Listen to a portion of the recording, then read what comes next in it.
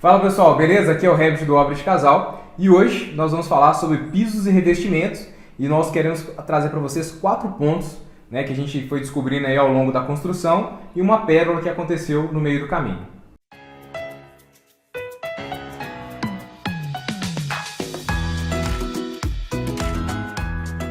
O vídeo de hoje também são sobre nossas escolhas, né? Por que a gente optou por usar determinado tipo de piso e não outro, e alguns pontos que a gente acha interessante compartilhar com vocês. O primeiro ponto é sobre as cerâmicas. Qual que é a diferença entre cerâmica e porcelanato? Hoje em dia o porcelanato ele é muito comum, a gente acha em qualquer lugar, é uma coisa que antigamente a gente não tinha, mas ainda assim hoje em dia a gente consegue comprar a cerâmica. Basicamente, a diferença principal entre elas vai ser questão de valor, obviamente, e a questão da junta de dilatação. O piso cerâmico ele absorve muita água, então provavelmente vocês vão lembrar que na casa do pai de vocês, da avó de vocês, tinha que deixar o piso dentro de uma caixa com água de um dia para o outro, para ele absorver a quantidade de água que ele precisava, dilatar, e aí assentava o piso. Então a junta de dilatação ela é bem maior no piso cerâmico do que no porcelanato. Mas hoje em dia, ainda assim, você consegue achar piso cerâmico retificado certinho, com uma junta de dilatação menor. O que vai diferenciar, então, dessa cerâmica para o porcelanato? A questão é que a cerâmica ela é mais suscetível a ter mancha, a desgastar, né, o acabamento dela com o decorrer do tempo, e o porcelanato é um negócio mais tecnológico, mais novo no mercado. No nosso caso, a gente até chegou a cogitar a opção de comprar uma cerâmica, né? Mas achar uma cerâmica bonita, né? Tipo retificada, né? Ou seja, retinha, bonitona, bem parecida mesmo assim com porcelanato. O que a gente queria, né? Mas aí a gente acabou achando um porcelanato parecido com um preço não tão exorbitante, a gente optou pelo porcelanato. No nosso caso, a gente optou por o mesmo piso na casa inteira. Então, toda a nossa casa ela é o mesmo piso. Independente dos banheiros, quarto, cozinha, é o mesmo piso para a casa toda, tá? Outra coisa também que eu queria comentar com vocês, a questão do acabamento do porcelanato. Existem vários tipos de acabamento e esse acabamento ele vai variar de acordo com a área que você vai usar esse porcelanato. Se vai ser interno, se vai ser externo, se vai ser área molhada, área seca. No nosso caso, a gente optou por como a gente vai usar o mesmo piso em tudo, a gente optou por um piso com acabamento acetinado. Por que o acetinado? Porque ele é mais, assim, aparentemente a limpeza dele é mais fácil, né? Ele não escorrega tanto, porque você tem o porcelanato com acabamento polido, que é muito bonito, mas ele arranha bastante, ele tem um risco maior de escorregar, principalmente cozinha, banheiro, então eu não achei tão seguro, mas como eu não queria essa variação de piso de ambientes, então a gente optou pelo acetinado na casa toda.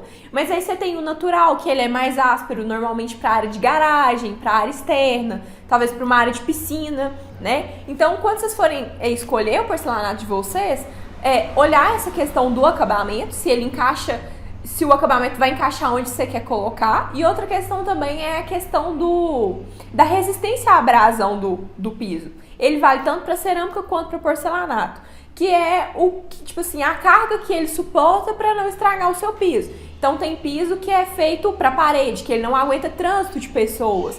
Já tem um piso para loja que ele precisa aguentar um grande fluxo de pessoas. Então, você não precisa de um piso desse na sua casa. Mas você também não pode pegar um piso de parede e colocar no chão, porque ele não vai aguentar. E o preço também acaba variando, né? Então... Só que às vezes você fala assim, nossa, esse tá muito barato, esse porcelanato, eu vou comprar ele. Aí quando vai ver, é um porcelanato que a pessoa tem que andar descalço, não pode ter nenhum peso, não pode passar de 50 kg por pessoa. Aí você acaba complicando toda a sua construção. Então, olha bem nisso, porque às vezes, né, tipo, tá ponta de estoque, tá super barato o porcelanato, eu vou comprar. Aí quando você vai ver, é um piso não recomendado para ficar no chão da sua casa. Então você vai acabar complicando, né? Então tem isso também. No nosso caso, o que a gente fez? Primeiro a gente foi em uma loja, né, de acabamentos e tal. Como a gente já falou em outros vídeos, primeiro a gente escolheu os pisos para depois a arquiteta fazer o design de interiores com as nossas escolhas, né? Então, tipo assim, a gente achou o porcelanato bonitinho, a gente pegou a especificação, tirou foto, entrou no site do fabricante, conferiu. Essa cerâmica que a gente achou até atenderia pro que a gente queria, mas a gente acabou ficando com um pouquinho de pé atrás, né? Tipo assim, a cerâmica, o porcelanato, a cerâmica tava R$36. 36 R$36 um metro quadrado, um valor assim bacana. a gente conseguiu um porcelanato mais ou menos nesse valor, então a gente acabou optando por ele. Mas é só um detalhe, a gente só conseguiu esse valor no porcelanato não pela quantidade, tal. Foram dois motivos. Primeiro que a gente observou bem, né? Então ela já tinha definido a cor. Não, eu quero, por exemplo, cinza. Ok, então nós começamos a olhar todos os cinzas que tinha no mercado, o que era mais barato entre eles, atendendo essa questão de qualidade, atendendo essa questão do tamanho do piso, a questão da carga suportada. Legal. E o segundo ponto foi que nós, na hora da negociação dos valores, onde a gente conseguiu um desconto muito bom, porque a gente pagou como se fosse à vista, né? Então a gente fez lá um parcelamento lá em poucos cheques lá, então a loja considerou como se fosse à vista. Diferente se a gente tivesse feito no cartão, porque aí tinha lá os 15%, né? Então o valor era bem maior, tá? Então a gente só conseguiu algo próximo por causa dessa negociação outro também. Ponto que a gente sempre fala com vocês, né, gente? Tentem negociar, façam orçamentos, porque o valor, ele pesa. Inclusive o piso, acho que foi o único item que a gente conseguiu manter talvez o mesmo valor de antes da pandemia. E depois a gente conseguiu comprar o piso mais barato agora do que quando a gente começou a orçar, que foi antes da pandemia. Então, sempre procurem, sempre façam orçamento, sempre chorem mais um pouquinho, que no final dá certo. Outro ponto que eu quero comentar com vocês, não sei se todo mundo já conhece, que é esse carinha aqui, ó, que é o nivelador. O que ele faz? Ele garante o nível dos pisos. Antigamente, acho que todo mundo vai lembrar, eram umas cruzinhas, né, que encaixavam no meio dos pisos para dar o distanciamento correto. Hoje Estrela em dia, de ninja. Que é isso? Hoje em dia, esse carinha faz isso. Você vai colocar um piso aqui, outro piso aqui, a cunha vai fazer isso aqui, ela vai nivelar. Depois o pedreiro arranca isso aqui, quebra essa parte aqui, e isso aqui vai ficar embaixo do piso eternamente. Amém. Então, assim, é uma coisa bacana, é nova, tipo, tem algum tempo que já tem, mas nem todo mundo conhece. A gente optou por usar, por garantir o distanciamento certinho dos pisos, né? De acordo com o fabricante também, na caixa do piso e no site do fabricante, vocês vão achar qual que é a junta mínima pro piso que vocês vão comprar. Aí você vai falar assim, nossa, que frescura vocês estarem apresentando aqui a questão do nivelador, né, e tal. Não é. Porque, veja só, a questão do espaçamento entre os pisos é a questão da dilatação. Então, se na caixa está pedindo no mínimo 2 milímetros e eu coloco, por exemplo, um nivelador de 1 milímetro, que seria o mesmo piso que está, o azulejo, né, que está lá no nosso banheiro, na parede. Então lá na parede está pedindo 1 milímetro, aí ok, a gente colocou 1 milímetro. Aí no chão eu também coloco 1 milímetro, vai dar ruim, tá? Vai dar ruim essa dilatação, essa movimentação. Então isso aí vai acabar trincando um piso, eu posso começar a ter deslocamento ali na hora de assentar o piso. Então tem que tomar esse certo cuidado, então isso aqui é importante. O outro fato é porque a gente assusta com o preço, né? Então se você for olhar, por exemplo, eu compro o pacote de nivelador, vem 50 mais ou menos um pacote, foi 16, 18 reais. A cunha varia aí mais ou menos 20 reais. Aí você fala assim, nossa, muito caro. Esse aqui é descartável, esse aqui dá para aproveitar. Então você compra aí 3 pacotes, por exemplo, e faz uma gestão na hora da obra. Tipo, vamos supor, 50, cada pacote ali vai dar mais ou menos 10 pisos. Então o cara consegue assentar 30 pisos de uma vez só. Depois ele vem arrancando o resto da cunha. Aí, para dar o tempo, às vezes, de secar e o pedreiro não ficar à toa, ele começa, por exemplo, a assentar as soleiras. Ou seja, você vai fazendo um jogo de trabalho ali dentro para você também economizar nessa questão do insumo. Que a cunha ela é mais cara, mas ela é reaproveitada, né? Então, você tem vários. Inclusive, a gente tem modelos diferentes. Então, tem essa cunha aqui mais larga e tem ela mais curtinha, né? Eu tinha comprado a menor, só que ela está em falta no mercado. Como então, tudo, tá como em falta tudo. no mercado. Agora, eu tive que comprar a cunha maior, né, nova, para poder acabar de sentar o resto dos pisos. Então eu não precisaria, era só comprar um nivelador. Mas como está em falta, né, tive que gastar um pouquinho a mais aí. Tipo assim, é um gasto que talvez vai diminuir uma pérola na sua obra, entendeu? Pensa só, você pagou aí 80 reais num porcelanato para o cara sentar com aquelas cruzinhas, sentar errado. Sentar errado. Toda vez que você passar descalço, você vai sentir como se fosse uma lixa batendo no seu pé ali, e é o piso que está desnivelado. Então é um gasto para tentar economizar num erro, basicamente, digamos assim. Mas a gente trouxe mesmo a atitude de curiosidade para quem não conhece, conhecer mesmo. E outro ponto, só para finalizar esse vídeo, e aí no próximo vídeo a gente termina, é sobre a questão da paginação. Porque veja só, beleza, então a gente escolheu o piso, já sabe qual o modelo, se vai ser um piso acetinado ou um piso com brilho, né, que é o que a gente usou em algumas paredes lá, por exemplo. Tem a questão do nivelador. A paginação, geralmente, o arquiteto é quem faz, né? O que é a paginação? É o desenho de como que vai ficar a disposição dos pisos, aonde vão ficar os cortes, né, e tudo mais. Só que nesse ponto, o seu arquiteto também tem que ser bem parceiro, porque senão ele faz uma paginação qualquer, e aí quando você vai ver, você está gastando muito mais piso do que deveria, né? Você está tendo muito desperdício de piso por causa dos cortes, né, e tudo mais. Nós já tínhamos uma paginação feita, mas mesmo assim a gente modificou algumas coisas para quê? Para tentar encaixar o melhor jeito dos cortes. Mas isso foi simplesmente pelo fato, antes da pandemia, né, ou seja, quando o nosso projeto estava pronto, ele foi feito com um piso, por exemplo, de 82. Quando nós compramos, esse piso saiu de linha, agora é o piso de 84.